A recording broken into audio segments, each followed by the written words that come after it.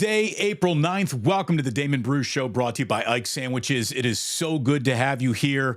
And thank you, UConn. Thank you so very, very much. Because of you, I don't have to live in a world where we see Purdue as a national champion. I couldn't live in that world. I couldn't have gotten out of bed today if Purdue had won a national championship. And that's probably the best shot the Boilermakers are going to have in a real long time. They were very, very good, but they ran into a juggernaut. And I would officially like to welcome the newest, and now, as far as I'm concerned, the bluest of blue bloods into the new crown jewels of college basketball. UConn, with its sixth national championship in the last 25 years. They have dominated this quarter century like no other team, and it was hard to see while it was happening, and you almost didn't even appreciate it until that final buzzer sounded on Monday night, and you looked and see what they had just accomplished. This is one of just 8 teams to ever repeat as national champs. Obviously, not too far away from my home on the hilltop sits your, 55, 56 University of San Francisco Dons. They are in that very small handful of teams. And I'm going to tell you right now, as Matt Norlander of CBS pointed out, when it comes to modern college basketball dynasties, there's no such thing as bigger than repeating. With the volatility of college basketball that we see now, if you win 2 in a row, you're a dynasty. Like right there, you have ticked that box. And what we have just seen UConn accomplish is unbelievable. I have to get into some of the facts. And even if you're not a big college basketball fan, I hope you will appreciate just the level of dominance that we've seen out of these Huskies. By the way, if you've just been betting on them in the last couple of NCAA tournaments, you've cleaned up. They've gone 12-0 over 2 NCAA tournaments with the largest margin of victory, and they've covered in every single game that they have played. This team never trailed in the second half of a single game that they played in the tournament this year. Their point differential of plus 140 over 6 games is the largest point differential in NCAA tournament history. Again, this is 12 straight NCAA tournament victories by double digits, 13 or plus points, and that is a record that is likely to never be broken.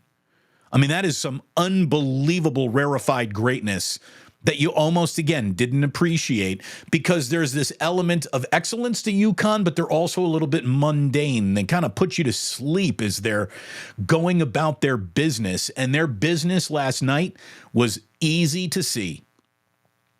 They chased Purdue off of that three-point line in a way that I didn't think was even possible. What a job UConn's guards did. I know everybody's talking about Klingon and Edey and that big center matchup right there in the middle of the paint, but this game was completely settled on the three-point line, where UConn had success and Purdue had absolutely no success. As a matter of fact, this is something that I can't believe. Purdue entered the NCAA tournament leading the nation in three-point accuracy. They had attempted at least 8 three-pointers in 330 consecutive games, and in the national championship game, Purdue shows up with 4 three-point attempts and only 1 make. The Boilermakers hit 1 of 4 from downtown. They couldn't even find a shot to miss. That's how good UConn's defense was on that three-point line. It was a clinic, an absolute clinic. And Dan Hurley might be one of the most demonstrative, pain-in-the-ass sideline barkers and coaches of all times, but this guy is now just one of 4 coaches who have won back-to-back titles since 1965. The list is Dan Hurley, Billy Donovan, Coach Krzyzewski, and John Wooden. Again, this is one of the greatest college basketball teams we have seen in 40, 50 years. And you didn't even really appreciate how good they were until they had just finished doing it. UConn's the fourth number one overall seed to actually win the national title. The number one overall seed actually began 20 years ago. It's the first since Louisville back in 2013, and that's the last time I was actually at the national championship game. That game was at the old Georgia Dome in Atlanta. By the way, there's a sip of the day right there. And cheers to the University of Connecticut. I was texting my old producer, my boy John Goulet, saying, hey, man, have fun tonight. And he's like, actually, I'm at the game right now. He's a big UConn guy. And he said, I have been in the building for 20 minutes and I already hate Purdue fans. They're the most annoying basketball fans I've ever seen. Yeah, it's kind of who they are. It's sort of the brand. But I will say this. I mean, I'm taking the high road here, okay? I don't like Purdue. I'm glad that they lost. There shouldn't be that many Purdue jokes today. Matt Painter is an outstanding coach. He runs a program the right way. And Zach Edey, look, I don't know what lies ahead for him in the NBA. I really don't. But he scored 35 or more points. He grabbed 10 or more rebounds. He had 2 or more blocks and scored 60% of his team's points. And no other Division I player in the last 25 years has done all of that in a single game, regular season or NCAA tournament. Doesn't matter. No one has performed in the dominant fashion that Zach Edey performed in. And that's why we saw Draymond Green uncork one of his lamest social media takes of all time when he said that he saw Zach Edey quit. Look, there was a moment in that second half where I think you saw reality settle in to every Purdue Boilermaker, where you just realized, hey, we're outmanned here tonight. We're outgunned. This is not going to be our night. But at no point did Zach Edey quit. You're making me defend Zach Edey, Draymond? Shame on you. But here we go. Zach Edey had 37 points while quitting, Draymond. 37 points is more points than Draymond has scored since he enrolled at Michigan State. Draymond never scored that in a college game, and he's never scored that in an NBA game. Regular season, preseason, postseason, any season, he's never even dreamed of scoring that much. For Draymond to take that shot is just, it was weird and it was unnecessary. Zach Edey is a lot of things, and he might be a lot of things, and he might not be nearly what you hope he might be at the next level. What he isn't is a quitter. Like, that guy did not quit on that game. As a matter of fact, he is the only dude wearing a Purdue uniform that showed up. He's the only guy. So to call him a quitter is a unique way to summarize what we saw last night. Congratulations to UConn. Congratulations, Purdue. Here's the thing. You went to a national championship. You know, I had buddies flying into that game with their sons last night. I know a lot of people who went to Purdue and go to Purdue. Or, well, I don't know anyone who really goes to Purdue anymore. I'm not in that age group. But I'm glad they lost. I really am. I don't want to be that trolling guy, but if Purdue's argument that Indiana is obnoxious with 5 national championships, the amount of obnoxious we would have gotten out of Purdue with 1 would have been insufferable. So I'm glad we don't have to live in a world where that exists. And you should be too. Thought it was a really good national championship game in the first half. And then as soon as UConn had that halftime lead, that was about it. UConn doesn't blow halftime leads. They do not blow halftime leads. That is a well-coached, well-built program, and they got a lot of guys coming back to that team too. So Dan Hurley's basically said, my wife and I, we ain't moving to Kentucky, so take my name off that list. You don't need to. Like, UConn is a better program right now than Kentucky is in terms of modern relevancy. It's really amazing. Really, really amazing. The sandwiches at Ike's are always amazing. I want you to get to Ike's today. I want you to order a Damon Bruce. Get yourself me. Put me in your mouth to celebrate Purdue losing a national championship game. The Damon Bruce sandwich at Ike's is thinly sliced ribeye steak. It is provolone cheese. It's a little steak sauce. It's onion rings for that crunch. I like mine with some red onion, extra Godfather sauce, little lettuce, and I get mine on French bread. I don't like the Dutch crunch as much as other people do.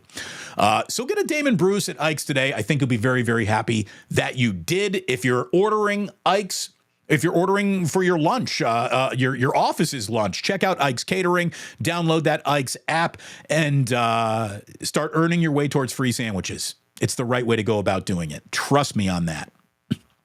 And I want you to trust me that if you're looking for a great bar, a neighborhood bar, a place where you're going to be made to feel comfortable and welcome instantly, check out my boys at the Dubliner West Portal. The best Irish bar in San Francisco. It is a testament to some of the best sports memories this town has ever produced, yet it's not really a sports bar. It's a proper Irish pub with a big sports slant, and it's just an awesome place to go with your friends, by yourself, whatever, to grab a pint and kill an hour in your afternoon. Great daytime crowd, great nighttime crowd. Get yourself to the Dubliner and West Portal, and we hope to see you there soon. We will be announcing a meetup at the Dubliner in a very short time. So thanks so much to my sponsors. Love you guys both indeed. We got Warriors and Lakers happening this evening. It is a 7 o'clock tip-off on TNT. The game is down in LA. And look, there isn't an awful lot of in front of the Warriors that really remains that matters in this regular season. But after that, there isn't an awful lot in front of the Warriors that doesn't look like it's going to be anything other than hard as hell for them to get through. Their play-in matchups are going to be what? Either against the Lakers or the Suns. You know, the Suns are what, 3-1, I think, against the Warriors. The Lakers are always a tough out for the Warriors.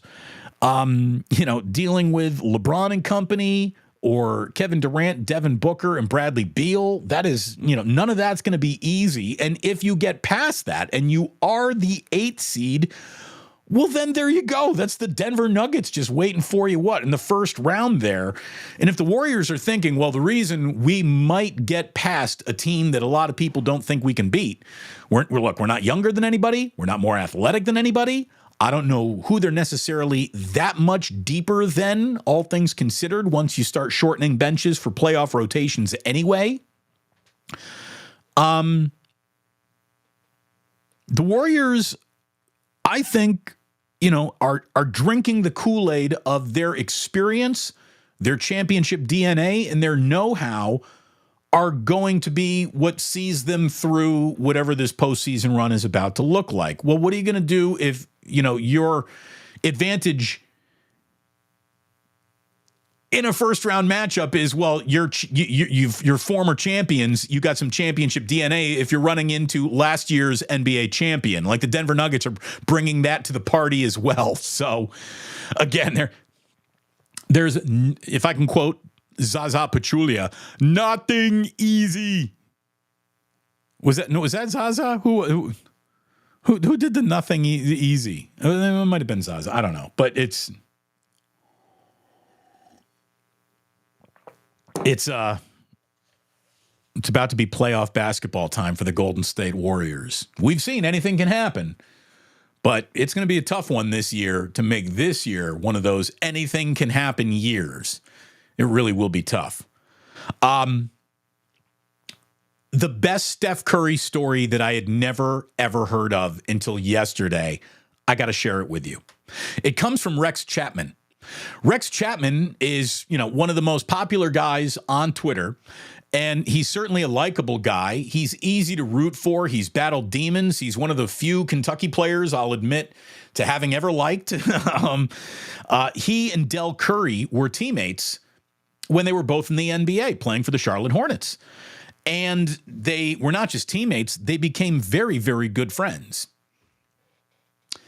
So Steph Curry had just finished his freshman year at Davidson, and all of a sudden, every coach in America at big programs started calling Rex Chapman because they knew that Rex Chapman was really good friends with Del Curry. And so they said, Rex, do you think you can get us in Del's ear to talk to Steph about maybe transferring? And this is to a handful of blue blood programs. Duke is one that was mentioned by name. And the reason why Duke was mentioned by name in this story as it was relayed by Rex Chapman was that Duke, basically Steph Curry begged to walk on at Duke coming out of high school. He wanted to walk on at Duke. And Coach K or Johnny Dawkins, whoever it was at the time, basically said, sorry, we're not interested. Our walk-on class has been filled, and we're just not interested. So no one was interested in Steph coming out of high school. He gets a scholarship at Davidson. He has a freshman year that officially now has him on people's maps. And so the calls come in to Rex Chapman. Rex, can you put us in Del Curry's ear to talk to him about his son, Steph? Well, Rex Chapman relays some of these messages to Del Curry, saying, Del, there's some teams that are really interested in Steph right now. And Del brings this information to Steph and calls Rex Chapman back the next day. And I want to read you the direct quote. Remember, just a year before, Rex is making calls, trying to see if Steph could get a walk-on spot. Now teams are trying to recruit him to come and transfer to their schools. And the quote from Del Curry to Rex Chapman is this, quote, Rex, Stephen doesn't cuss much, but this morning he said, Dad, fuck them. They didn't want me then, and I don't want them now. Oh, I love Steph Curry. I'm sure they're making a few kids like that these days, but I don't know how many of them you can easily find.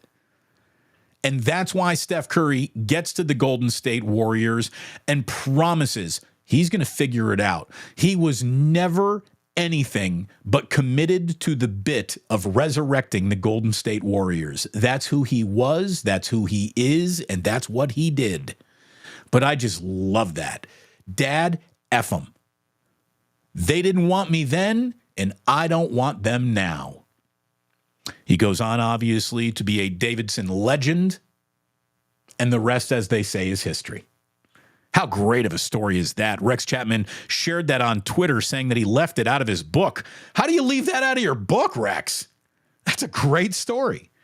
That's a phenomenal story. I loved it when I saw that one. So, let's see. I see there's an awful lot of good, friendly faces and familiar names in the chat. Wonderful to see all of you there. Don't go anywhere. We will get into a little Club Plus. I was asked yesterday, Damon, are we having fewer Club Pluses? Well, if we did it every day, I wouldn't get questions like, can I get back into the club? Again, the first rule of show business is leave them wanting more. And again, when I'm doing a show with Larry at 8:30 in the morning that goes for 2 hours before we start together, that's a night where Club Plus might not open.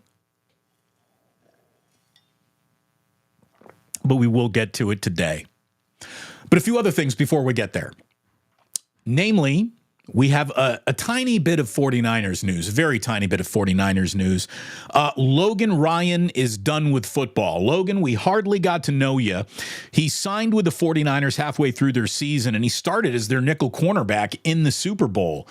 The 33-year-old isn't quite who he used to be, though. And obviously the 49ers didn't get the result that they wanted in the Super Bowl. Wasn't necessarily Logan Ryan's fault for any of that. He was a part of 2 championship teams, and as all reports say, was a good guy. He was liked. So there you go. Bonsoir, Logan Ryan. May your days of retirement be full of Mai Tais and happiness. As Cobra points out, Matt Mayoko says that Ryan's retirement actually now leaves the 49ers with only 2 unsigned, unrestricted free agents. And those are Tayshaun Gibson and Ross Dwelly. Maybe they go back to both of those players. Maybe both of those players are still in the mix. They certainly need a backup tight end, or maybe those player spots will be addressed during this upcoming draft. Restricted free agent wide receiver Juwan Jennings is expected to be re-signed soon. Team placed a second-round tender on him, and no one has come for him. So it looks like he indeed will be back. And Matt Mayoko says the paperwork will be put through soon. So, okay, we'll keep an eye on that. The only sporting event that I had my eye on Monday night, other than the national championship game, was the Giants' debut of Blake Snell. And it didn't go particularly well. Blake Snell labored in his first start with the San Francisco Giants. Again, the guy had zero spring training. This is what happens when you sign late, expecting Blake Snell to be out there for a lot of innings and an awful lot of work. And the ramp up that he's had was, you shouldn't have expected that. But he probably didn't even last as long as many even thought he would, because he saw a lot of 3-2 counts and that pitch count went up early. He struck out 5. I think he walked 2, but he gave up a crooked number in a really laborious second inning. And by the time the third came around, he was out of there. An 8-1 loss for the Giants against the Washington Nationals. The Giants were 0 for 10 with runners in scoring position, and so far on this homestand are 1 for 27 with runners in scoring position. So, Bats, go ahead and feel free to wake up and join the party whenever you want to, because the party is indeed underway, and your pitchers could use just a little run support. And I'm sure the first person who would agree with me there would be tonight's starter, Kyle Harrison. Kyle Harrison takes the ball against the Nationals tonight. As every A's fan has tried to point out over the last few years, the more junk you put on the field, the less likely it is we're going to show up to watch it or support it. And it became such an extreme situation that, coupled with, the decrepit Coliseum, the reasons to go on out to the old ball yard to support your favorite team became harder and harder to find. And we all know the situation that the A's created for themselves. And John Fisher created that situation. It hasn't been as aggressively incompetent or negligent in Colorado, but the Rockies have assembled a very bad baseball team. What the Rockies do have is a jewel of a ballpark, though. Coors Field, if you've never been, is phenomenal. It's a great ballpark. It's beautiful. It fits the downtown. It just, everything about it is Rocky Mountain high. Like, it's a fantastic ballpark that fits the city perfectly in how it feels and how it looks and where it is. It's just, they nailed it when they built Coors Field. They really, really did. And because Coors Field is fantastic, even though the baseball in Colorado hasn't been great, there's always been a reason, because there it is in just downtown Denver, surrounded by all these bars, and you're going to go out and get a drink, and why not? Just, buy a cheap ticket, walk in, watch a little baseball in a gorgeous stadium. And that has propelled the Rockies to decent attendance figures, even as their team has kind of really, regressed. Well, when you put junk on the field, fans start to notice and things catch up with you. I thought this was interesting. An announced attendance, and again, the A's, through their struggles, would have killed for this attendance, but an announced attendance of 18,870 at Rockies and Diamondbacks on Monday is the second smallest announced attendance for a non-pandemic restricted Rockies home game in the last decade. So one of the worst attendance figures in a decade for a team that plays in a beautiful ballpark that's sort of reasonably priced. So, baseball, all I can tell you is you cheap owners deserve to be ignored by the fans that you are not serving. You really do. You really do. Speaking of junk, I'm already tuning out anyone who pivots to the Giants should go ahead and trade for Mike Trout. What do the Giants have right now to give up for Mike Trout that would get the Angels to be like, yeah, let's do that deal? I don't even know. I don't think they got it. Having said all that, the Giants should absolutely go get Mike Trout because Mike Trout's got to be ready to get out of Anaheim. He can try to good soldier it all he wants, but listen to this. This has got to be wearing on Mike Trout's infinite patience. He hit a home run, a solo shot just Monday night. His last 9 home runs have all been solo home runs, and since 2002, only 8 of his 62 home runs since 2002 have come with a runner in scoring position. Oh, my God. I mean, for a minute there, he was the guy who was hitting in front of Shohei Ohtani, so I guess he was the guy who got driven in more than he was able to drive anybody in. But, God, that's brutal. Like, Mike Trout is good soldiering it, and he's got an awful lot of money to good soldier things through for Anaheim, but that is a brutal stat. Again, 8 of his 62 home runs have come with runners in scoring position. That's it. Everything else is solo dolo. Absolutely brutal. Absolutely brutal. Cheers.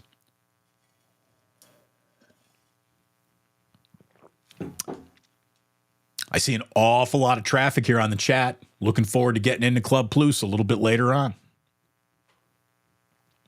But first, we got to follow up a couple stories that made yesterday's show. This is stuff that I think you need to know.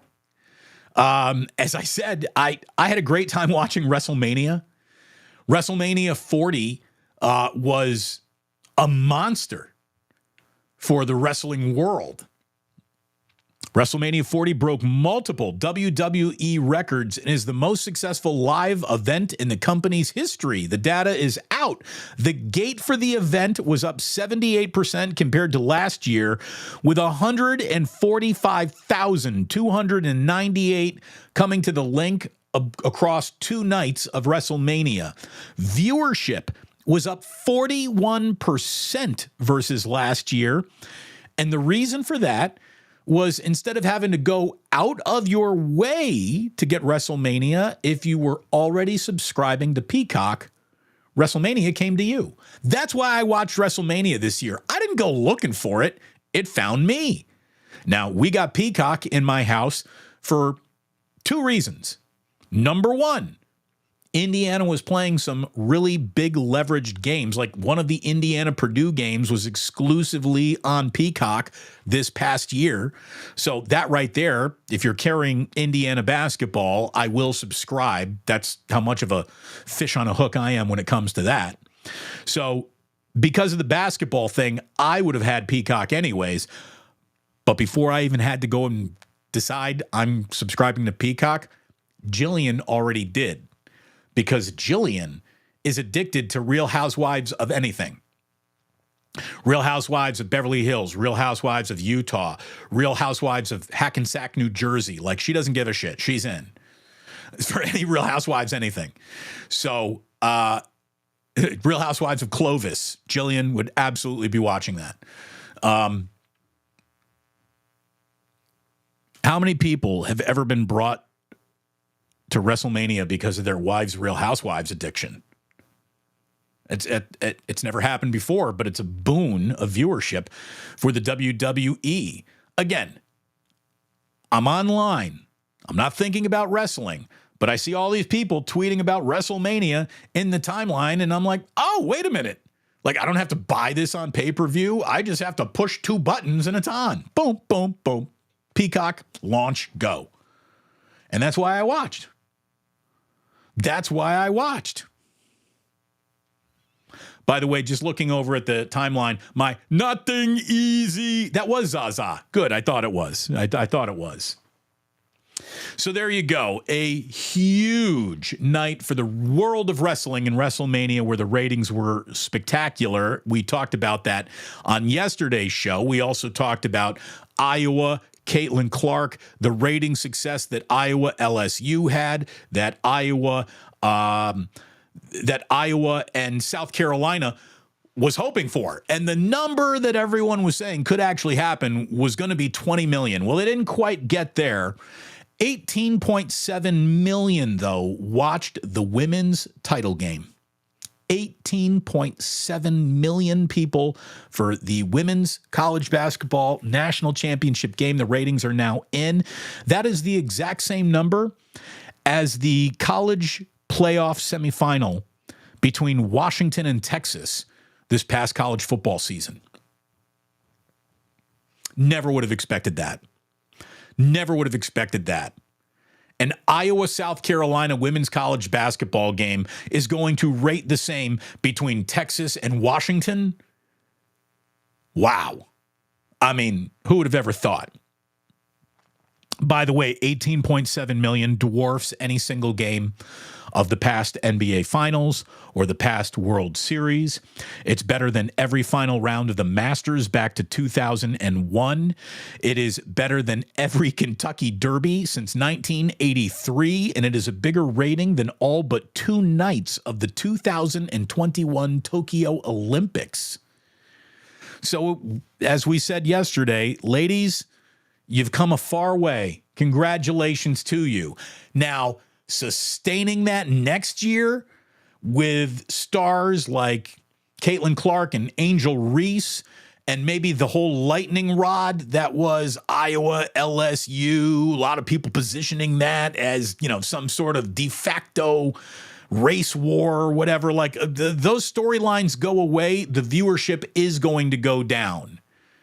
It's after the Super Bowl, I was pretty upset for a while that my viewership on my channel went so far down. But, I had to think about it. Then I'm like, there was nowhere to go but down. Like the first year that I launch a YouTube channel, and I'm known for covering Bay Area sports and the 49ers, a team that I cover over here on YouTube goes to the Super Bowl. Obviously, that's going to bring me to heights that just won't be sustained when the Super Bowl is over.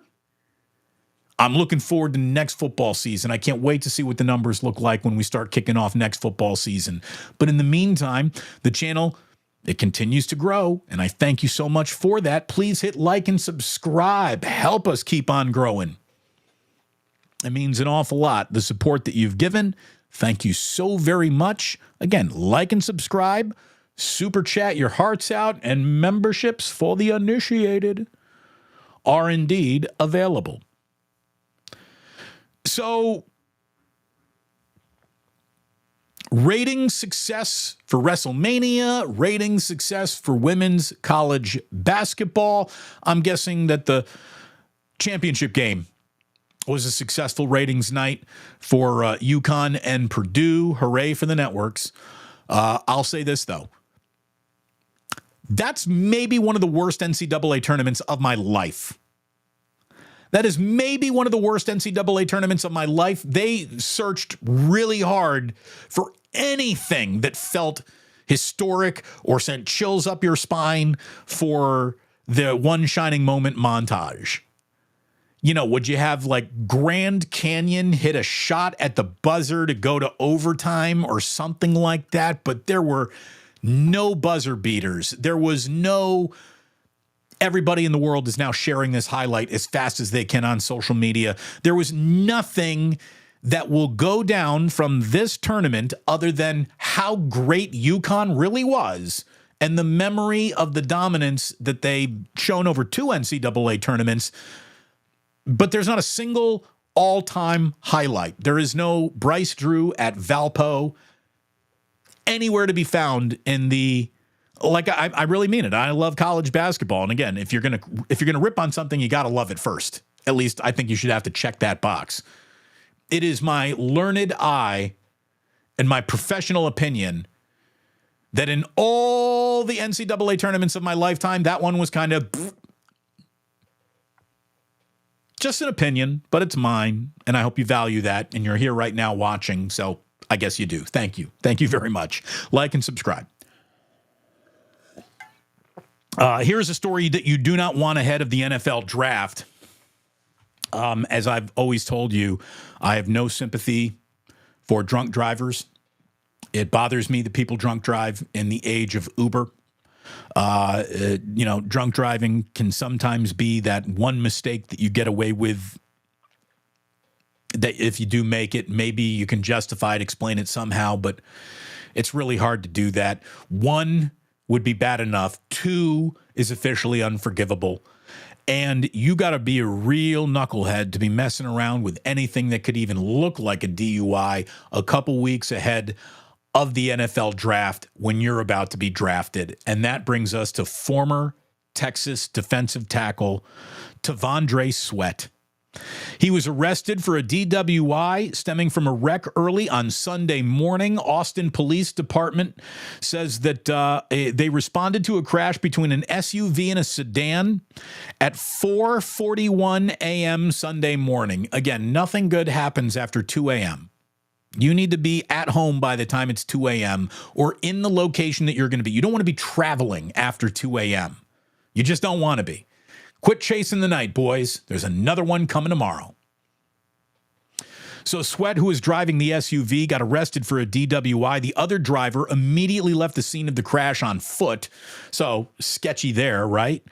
Sweat, go ahead and look in a mock draft. Go ahead and look or Google, defensive tackle draft prospects. You are going to find T'Vondre Sweat in the top 5 of just about everybody's list.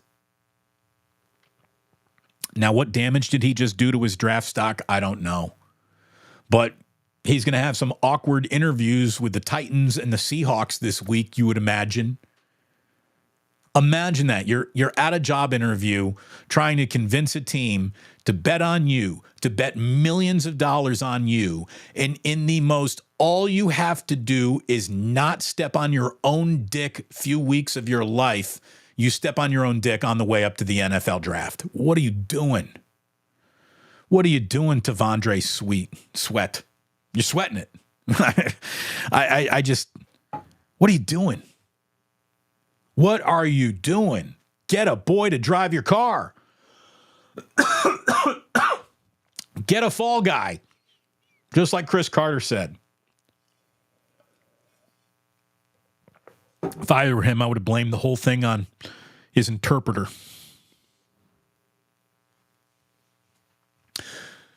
One last fact to give you. An important fact at the end of today's show. I'm sending everyone who's listening on the podcast off to a wonderful day with this note, and then the rest of us will hop into Club Plus over here on YouTube. This is a very important fact to end today's show with. Happy birthday. Hold on. Where's...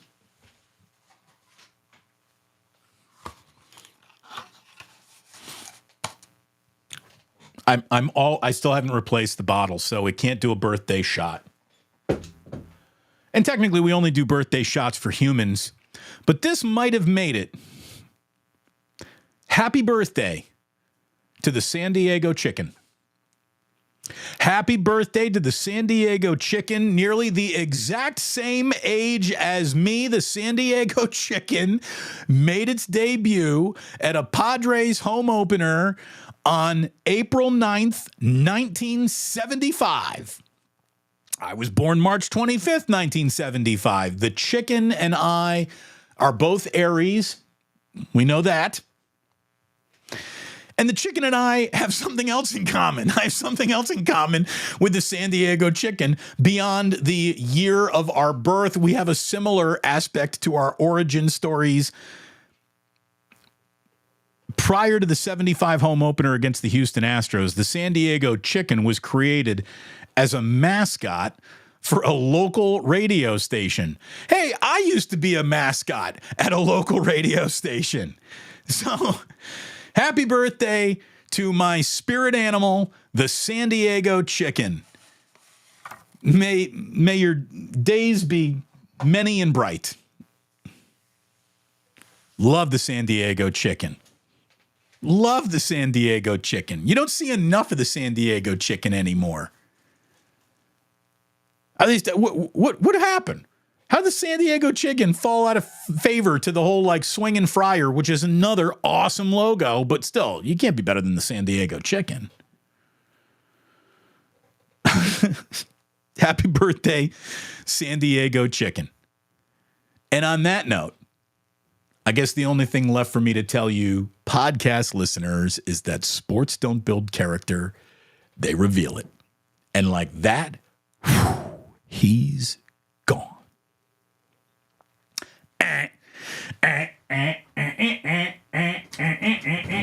Oh my God, it's been so long since we did Club Plus. Where'd my plug go? Oh, here it is. Squeaky disco ball. Turn it on, turn this off. Now we're going. All right. Let's see. What do we got? We'll start with a couple of ones that came in early today. Jude Wellington. Boilermakers got boiled by them dogs. Yes, they did. They got simmered right off that three-point line, and there was no recovery. Albert, our good friend Albert, says, Damon, I always thought UConn was an existing blue blood, maybe because they did win a few titles during the Calhoun era. Well, that's one of the reasons why they kind of weren't a blue blood, because a lot of people said, well, their success is predicated on Jim Calhoun, who was that good. And it doesn't go back to, old grainy footage days. Calhoun won his first championship in 1999, and now they've won 6 championships since. Calhoun won 3, Kevin Ollie won 1, and now Dan Hurley has won 2 in back-to-back years. And again, I don't think there is ever going to be a shot in the history of college basketball for any team to ever win 3 in a row. So congratulations indeed to UConn, a blue blood. And Albert says here now, there are really only 5-6 teams that can win the NCAA men's basketball championship every year anyways. It's like college football now. I would disagree with that. I would say the field is wide open, more wide open than ever before because of NIL, because of the transfer portal. Arkansas all of a sudden is, a job that John Calipari looks at with more desire than remaining at Kentucky. I mean, that doesn't exist in a world before NIL. No way. I think there are more contenders now than ever before. This is the problem that women's college basketball still has. That's the sport where beyond this small handful of schools, and beyond the small handful of truly elite female basketball talent, a few campuses have consolidated all there is in terms of possible greatness for women's college basketball. So we'll see if women's college basketball can overcome that hurdle. But Albert, I don't think that hurdle exists for men. I really don't.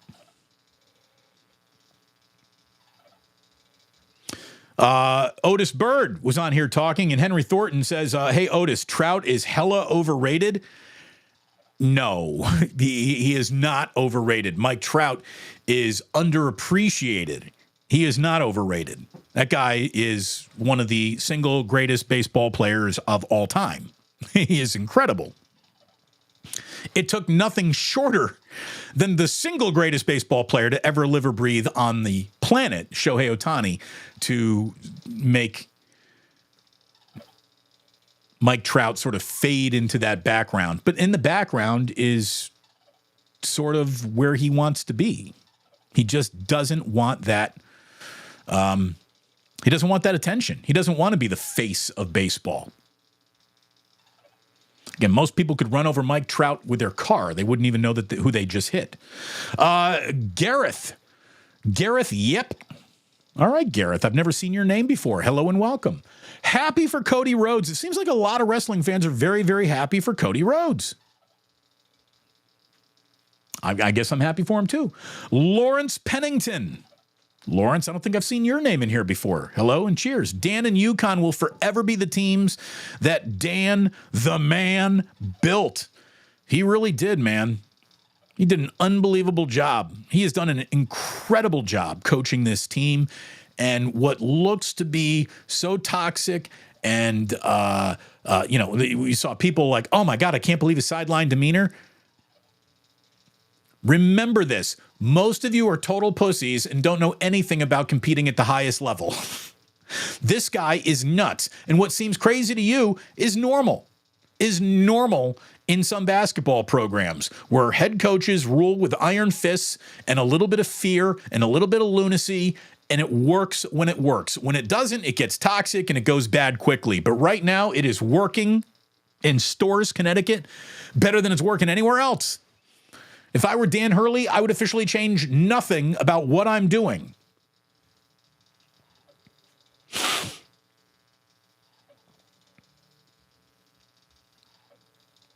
T from the 203. Real Housewives of Boca.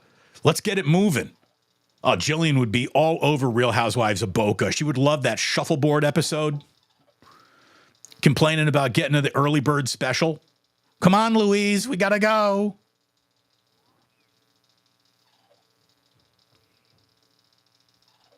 Again, I spent enough time in Connecticut to where I know an awful lot of UConn fans too. And I mean, I used to joke around with them like, congratulations on a little bit of success that you're having, but you're never going to be Indiana. Indiana has faded into the background like frickin' Homer Simpson disappearing into the green bush in the meme. And UConn has taken Indiana's place. It leapfrogged IU in terms of modern basketball relevancy. There is no doubt. There is no doubt in my mind. And it kills me to say that, but I don't bullshit about sports. Sporticus comes up with my nightmare right here. The Real Housewives of Vanderpump Below Deck. Thank God my wife is only into Real Housewives. She doesn't do the Vanderpump. She doesn't do the Below Deck. She doesn't do the Bachelor, Bachelorette, or Golden Bachelor, or anything like that. I give her shit for the Real Housewives, but we all have to have the one embarrassing TV show that we like. And so she gets that one. Mine is I can literally sit through like 6 straight hours of diners, drive-ins, and dives. I could watch Guy Fieri say, awesome sauce, after he takes a bite of a sandwich for hours on end, and I really don't know why. Again, I'm not proud of this. It's just who I am.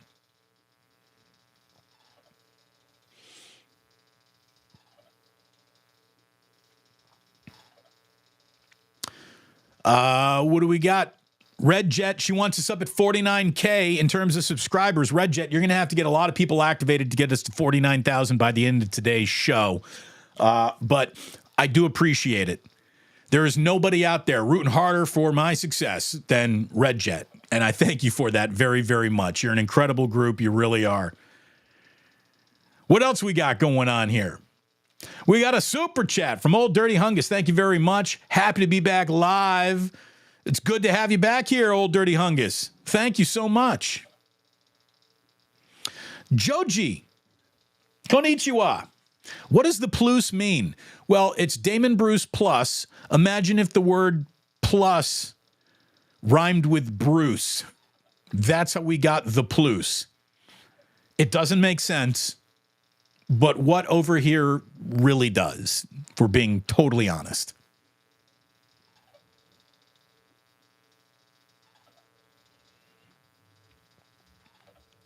True Blue forever, straight up.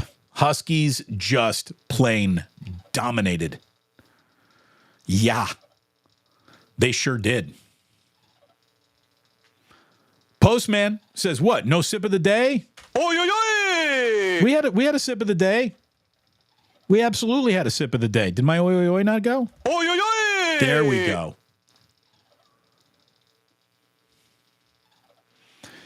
Steve's in on Real Housewives of Clovis. There's just no doubt Jillian would watch that. Absolutely watch that.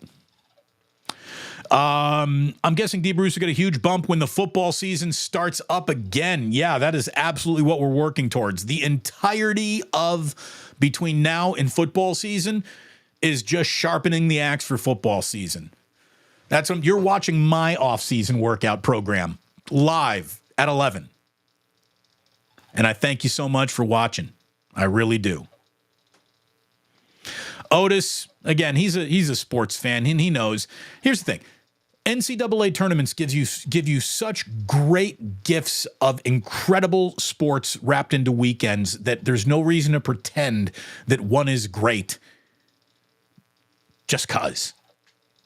As a matter of fact, having a sort of down year for the tournament makes you appreciate those unbelievable opening round weekends. And unfortunately, we didn't get one this year. Can't always get one.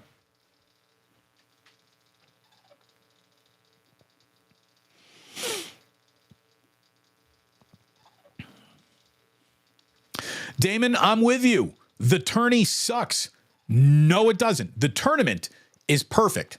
But unfortunately, the performances that we got in this year's tournament, again, it's not that anything sucked. It's just nothing. And I literally mean not a single game, not a single shot, not a single highlight goes into the all-time let's remember that forever conversation. Not even close.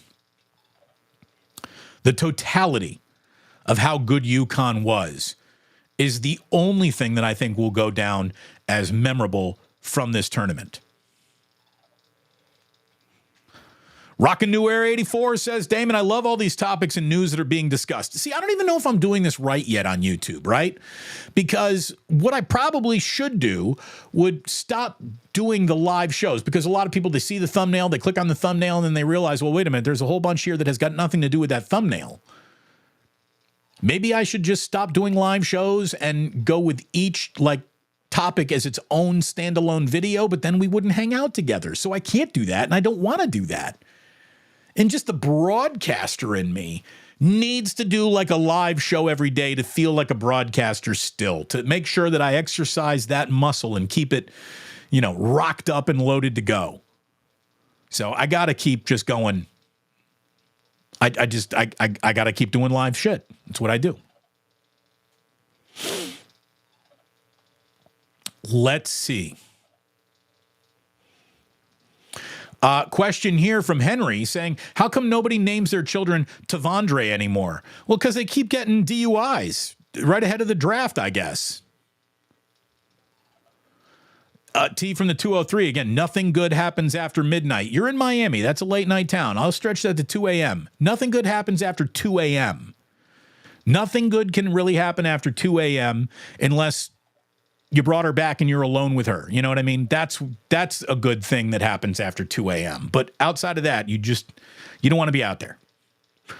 You don't want to be out there.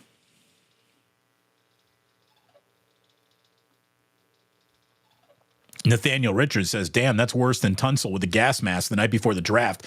Here's the thing. Weed doesn't offend me. Certainly smoking weed sitting on a couch in your own apartment doesn't offend me. A DUI offends me. Yes, another thing we didn't even get to today. Trevor Story, season-ending surgery for the Boston Red Sox. Nothing going well for the Red Sox.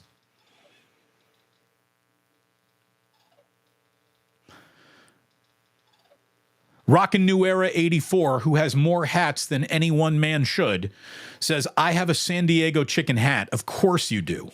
Of course you do. That's awesome. Shout out San Diego chicken. Yeah, San Diego chicken. Shout out. People still shouting out Falco the Fornicator. Everybody's favorite. What do you have? You had pigeon herpes. That owl partied. 4 different strands of rat poison and pigeon herpes. That owl partied. What came first, the chicken or the Damon? Damon. Damon born March 25th, 1975. Chicken born April 9th, 1975. So I am just a little older than the San Diego chicken. And again, good advice for everyone. Take care of your chicken. Thank you, Rockin' New Era 84 and Marshawn Lynch.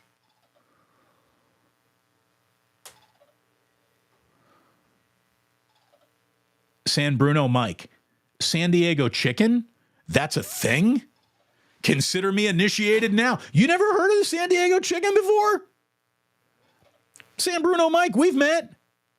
I wouldn't call you an old man, but I also wouldn't call you a young man either. I can't believe you've never heard of the San Diego chicken. I can't believe it.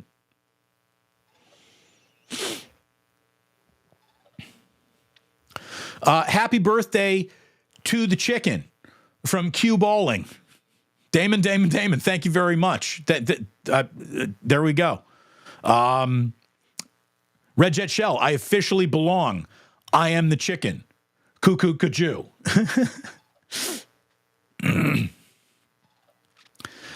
Is that Chicken Bane? No, we don't have Chicken Bane coming here. It's been a while since Sports Bane.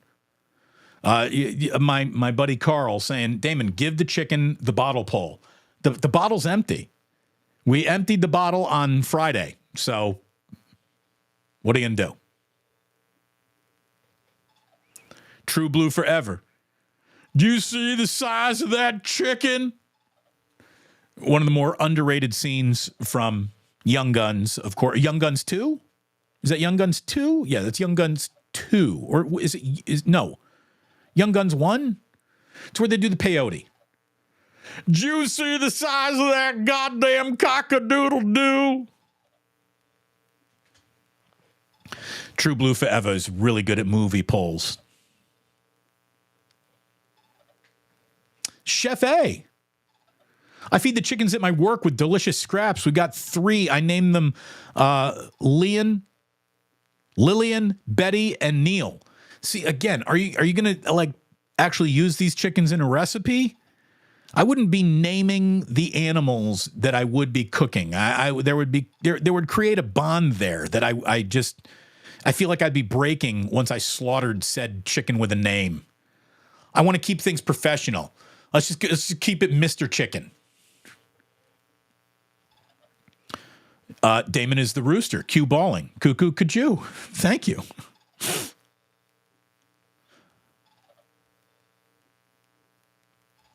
Stacy Leo in the club. She's here for it. Crispy Crunchy Chicken sounds pretty good right now from the gas station. That Crispy Crunchy Chicken is good. It is good. I mean, I'm not going to go as far as to say this is the best fried chicken I've ever had. No, it's not, but it's good. I think it's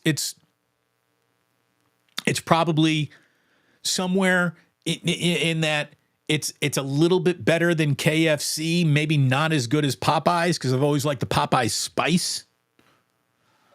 But if you got to go fast chicken, fast food chicken, fast food fried chicken, Crispy Crunchy is pretty good. 6 in 25 years. Isn't that amazing? I mean, that's just amazing. You're not going to find college football, basketball, anything with that much success going forward in your life. That is amazing. And I think, their coach said in the locker room, hey, without many people noticing, we've dominated college basketball over the last 30 years. They have. Otis Bird saying Calipari leaving Kentucky is still kind of a shock, but at the same time, he might have needed a change. There's a really good, I think Dan Wetzel wrote it, just talking about how it's a win for everyone. Like Calipari sort of wanted out of Kentucky at this point. Kentucky kind of wanted Calipari out because he had like a $33 million lifetime contract, and he had become persona non grata in Lexington. First they love you, then they hate you. And Coach Cal became more interested in developing NBA storylines than he did bringing Kentucky to a national championship. And if we're being completely honest about John Calipari, one of the single greatest recruiters in the history of any sport, he's an okay coach. Just an okay coach. His teams are unfundamentally sound all the time, but they have so much overwhelming talent that they've been able to bridge that gap. It's a little different these days. And he's also not he's not embracing the transfer portal. You got to get up. You look at it this way. You evolve with the times, or that's how you become extinct. Joji says, Damon, are you a Gojira fan? I don't. What's Gojira? I don't know. Let me see. Gojira. Let me Google this. Gojira. What is that? A French heavy metal band? Never heard of him. Never heard of him. I'll check him out after the show.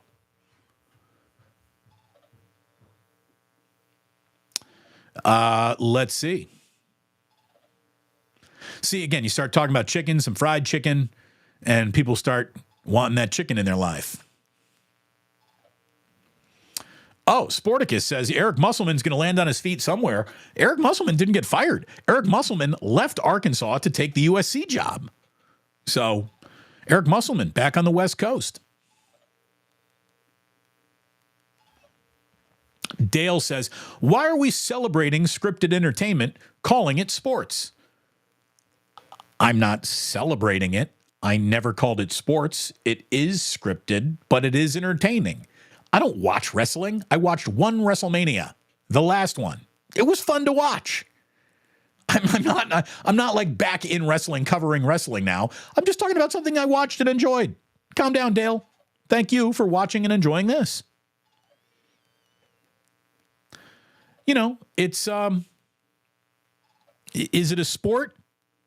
No, anything that's got a predetermined outcome by definition is not a sport. It's a show. But boy, there's an awful lot of athleticism in that show. I mean, you can't get thrown through a Spanish announcer's table and, pretend that that was just a mat on the floor. It wasn't. It was the Spanish announcer's table, which I don't know if there's ever a piece of furniture that is, there's never been a piece of furniture that is in more jeopardy at all times than the Spanish announcer's table.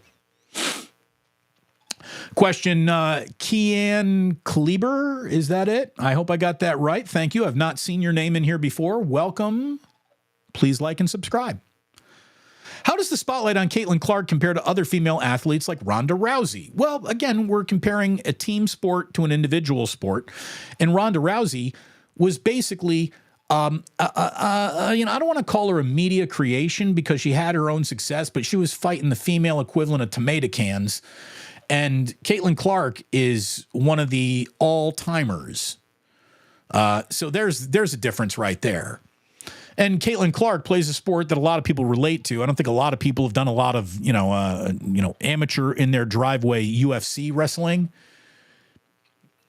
And so I think that Ronda Rousey was a little bit of a media creation and certainly was proven to be a false prophet. The minute she stepped into a ring with like another real fighter, she got her ass kicked.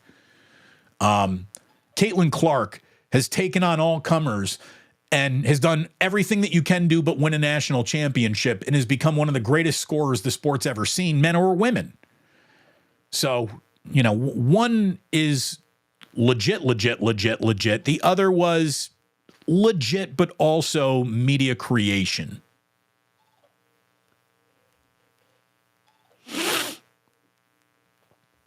Red Jet sharing her embarrassing show, Love and Hip Hop Atlanta in Miami. So I see commercials for Love and Hip Hop based on Jillian is watching the same channel. Isn't that all Bravo or MTV or E or whatever I don't know what it is, but it feels like it's kind of in the same universe. It's just basically all those shows are just women arguing over designer purses. I don't get it. I don't get it. I like my purse more than your purse. No, that's my purse. It's your purse. No, it's my purse is better. And you can substitute the word purse with outfit or glammed up makeup artist or boyfriend. And they just argue about those 5 topics in the same way over and over again. There's a formula there. But again, if you wanted to make the argument that every football game is the same game just being played in different uniforms, like, I get it. See, this is why Habe the Babes, this is why we see the same thing. Shout out Triple D. I love that show too. Something comforting and entertaining about it. Yeah, I would say that's exactly what it is. It's comforting, the comfort food. I don't know, but just, yeah, there's something hypnotic about it. It's because of food, Damon. It's because of food. That's why. Fat man problems. Yeah, we got those. We got fat man problems for sure.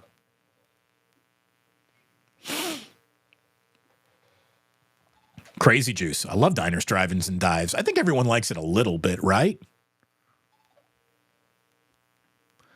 Damon, Airwolf is not embarrassing. It's still amazing today. Dom is a legend. Dale, I haven't seen an episode of Airwolf in forever. We got Jan Michael Vincent. Oh, I'm forgetting Dom's name. I'm forgetting it. But you also had the guy who played Archangel. Then you had the woman who's like the woman in every 80s sitcom. The real star of the show was the helicopter.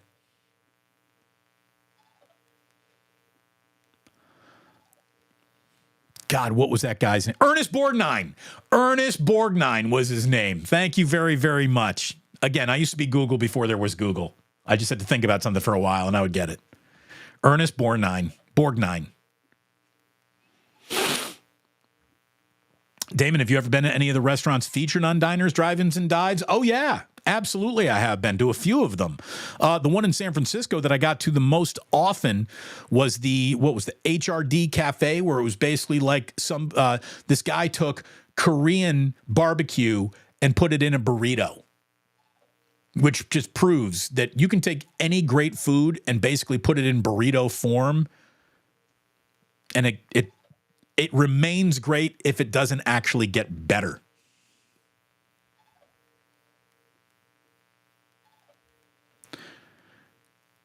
True Blue forever. Fieri was a friend of mine back when he was a pot-smoking long hair. Hey, then it became a less pot-smoking frosted tips hair kind of guy, right? Old Dirty Hungus. Say what you want about Guy Fieri. He's an incredible human. I'm not saying anything bad about Guy Fieri. I love Guy Fieri, and he is an awesome dude. He really is. He shows up to make food for, a lot of disasters, a lot of bad places he goes to. He feeds people. He seems very much like a legit dude. And I've talked to him, and I really do like that guy. That guy, Guy Fieri, that guy.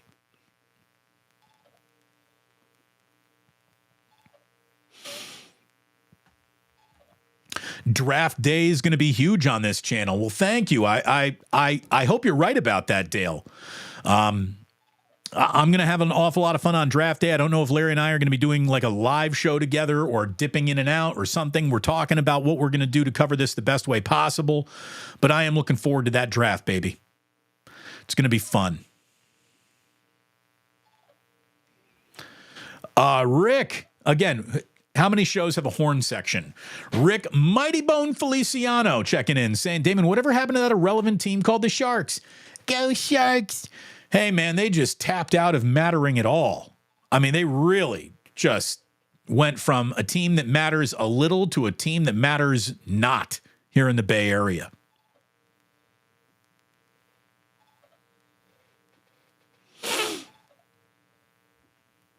What do we got here? Jude Wellington, RHW of Schenectady.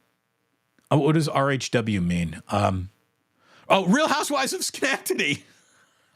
Mrs. Bruce would have been an alpha. Oh, Linda, the Duchess on Real Housewives of Schenectady.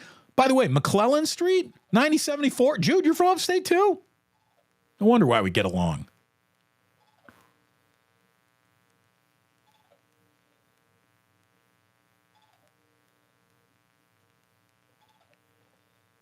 All right. Again, now that we got an official Irish pub, the Dubliner, we got to get Padraig O'Byrne out here to San Francisco to go to the Dubliner West Portal and, give us his official Irish scorecard on a true Irish pub. And I'm glad. I'm getting to the point where an awful lot of people are saying, Damon, thank you for doing it live. We need it live. It keeps us entertained. It gives us something to do. Joji, most entertaining live podcast on YouTube. Well, thank you very, very much. I certainly appreciate that. Let's see. By the way, Smiley Dan talking about the Larry Tunstall gas mask. I knew he'd have something to say about this. That gas mask was a classic. I've worn one of those in college. I think anyone who ever experimented with weed a little bit was like, gas mask? Yeah, let's try that once. Let's try that once. Absolutely. It's like a 12-foot bong. Got to try it once.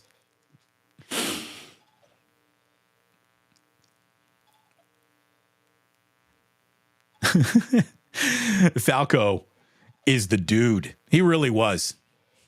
Say what you want. That owl fucked. All right. I mean, how much more could we possibly have left here today? The chat just keeps flowing here. Joji saying gas station sushi. Let's stick with the chicken, okay? Let's stick with the chicken.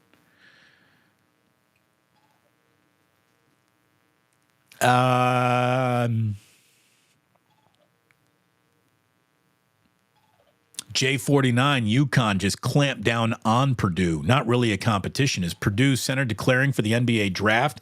Well, yeah, he's all out of eligibility. He's been in West Lafayette for 4 years. And look, he's going to get drafted. What he is in this league, I got no idea. I got no idea. Like, I thought that,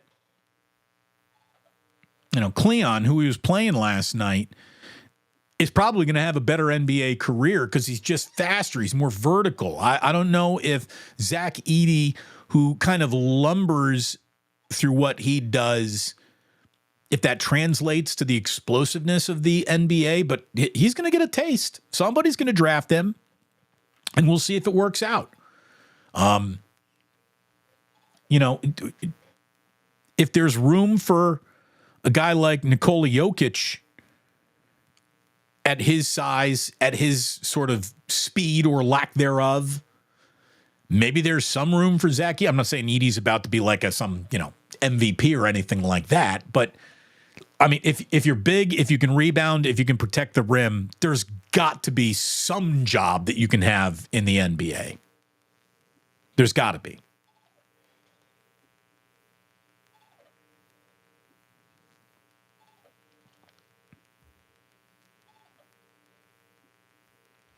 Oh, how about this, Damon?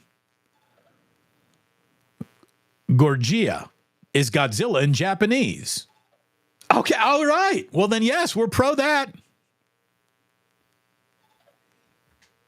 Look at Dale breaking out the heart. Dale, that's so sweet of you. I love you, too.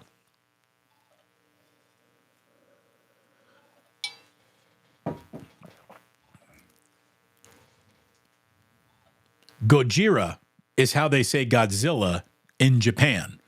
You mean it's not like making fun of the accent level, Gojira? Okay. Now I know.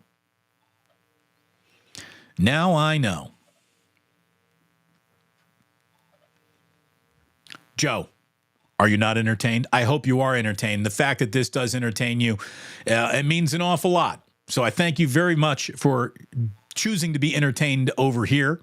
This is Sporticus, who says, is Mrs. Plus a big Olympics fan? I'm guessing yes, but the whole Housewives things really did raise some questions. No, she does like the Olympics. Jillian likes sports. She does. She really does. She is she's a big Niner fan. She is a big Warriors fan. And yes, she's absolutely, dude, my wife is a better athlete than I am. San Bruno Mike, here's $5 paying for his lack of San Diego chicken knowledge. He's shaming himself. Hold on. You don't need to shame yourself. I think we got that for you. Do I? Yes. Shame. Shame. Shame. I'm starting to see those House of Dragon highlights coming back because it's going to pick up on HBO. I can't get nearly as excited as I did of Game of Thrones. Shame. Shame. Again, confirmation. Ernest Borgnine, thank you very much. H.M. Murdoch.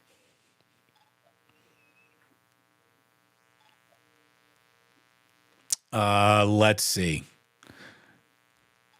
Erwin, you know what's up. Those HRD Cafe burritos were legit. Yeah, they didn't make it out of the pandemic, unfortunately, though. That's what really sucks. Dale Tithing saying, Because, Airwolf is exactly why I come back here day after day after day. Thank you, Dale. Thank you. I thought sometimes it's just to argue 49ers talking points, but I'm glad that we have the bond of Airwolf between us. What great feathered hair Jan Michael Vincent had. Great feathered hair. He was a good-looking guy. Guy Fieri asked me to open Johnny Garlic's for him, and I declined. Oops. In the moment, maybe it was an oops, but is there any Johnny Garlic's still around? I think they all closed. I don't know if Johnny Garlic still even exists anywhere. When my wife and I were making almost an annual trip to Cancun, we would always go to the Guy Fieri American Cantina in the Cancun airport. We'd get like the beer can nachos. He had really good French fries too. He had these incredible spiral cut French fries that were so good.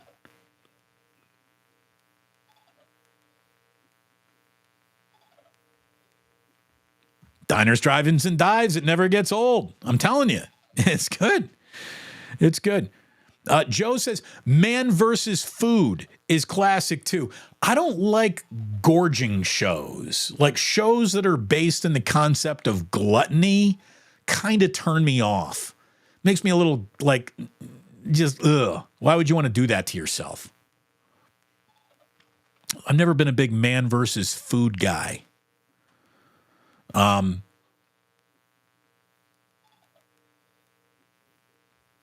Gareth, how is Ratto? I reached out to him just a couple of weeks ago. He said, I'm in Seattle. I don't know. Maybe we'll get him on sometime soon. I don't know. I don't think Ray wants to do anything anymore. Damon, Falco slayed. He did. He did.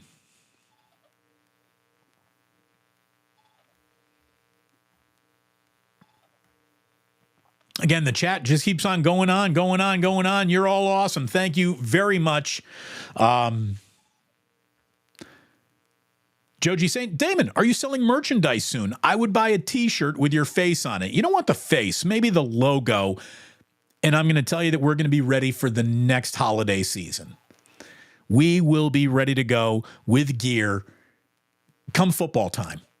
Come football time, we will have some gear.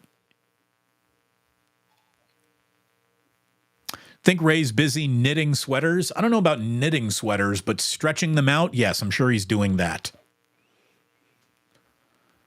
Gina says, hey, what about Matt Kolsky? Yeah, I still text with Matt about fish, probably more than I even do about sports. Kolsky's doing well. He's living in Evanston, Illinois, back in his hometown. And I wish nothing but the very best for Matt Kolsky. I like that guy an awful lot. I should probably get him back on the show just to say, what's going on? Plus swag. I'm in. Let's fucking go. Sam Bruno, Mike, thank you. That's it, kids. I'm going to go outside and watch the eclipse. Oh, no, wait. That was yesterday. I guess I got to wait another 200 years or whatever it is. Or the next eclipse. I don't even care. Did you see what Charles Barkley had to say about the eclipse? It was classic Charles Barkley. He's like, man, all these people going outside to look into the sun is stupid. He's like, if I want to know what dark looks like, I'll just go outside right now. Freaking Charles Barkley. Yeah. If I want to go outside, I'm going to see what dark is right now, Kenny. Yeah, Barkley called them losers. Red Jet, you're right. He did. He like all them losers looking up in the sun. He's great. He's great. Look, you're all great. Thank you so very much for watching. Thank you for indulging me. Like and subscribe. And one last time, UConn, welcome to the Blue Bloods. You are the newest and among the bluest. So congratulations to UConn. Thank you for beating Purdue. And because of that, I can go about my day with confidence, style, and poise. I hope that all of you have the same three ingredients as you go about your day. And the only thing I can tell you is you don't have to go home. You just can't stay here.